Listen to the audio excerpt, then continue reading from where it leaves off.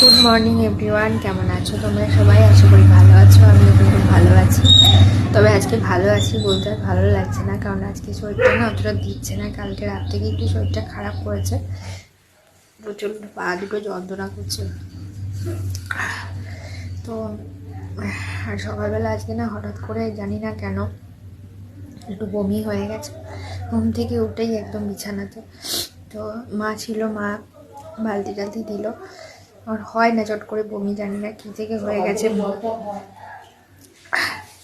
আর এই যে এখন বসেছি চা নিয়ে।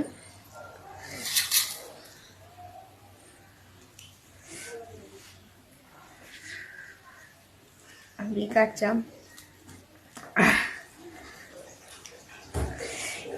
প্রচণ্ড খিদে পেয়ে গেছিলো, তো ওই জন্য মা দিয়েছে মুড়ি। কালকে রাতেও ভালো করে খেতে পারিনি, শরীরটা খারাপ করেছে।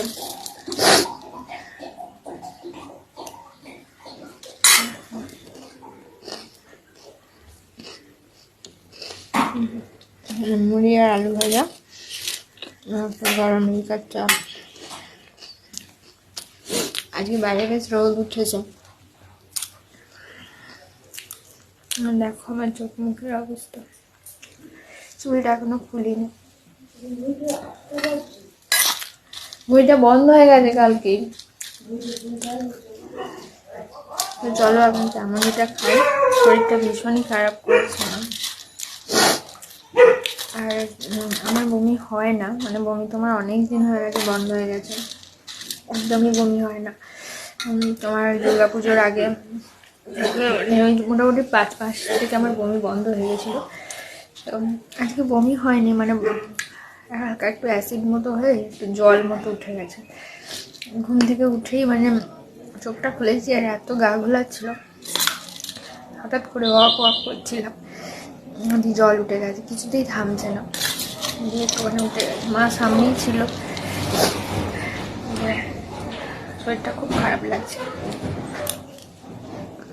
আমার পা খুব যন্ত্রণা করছে,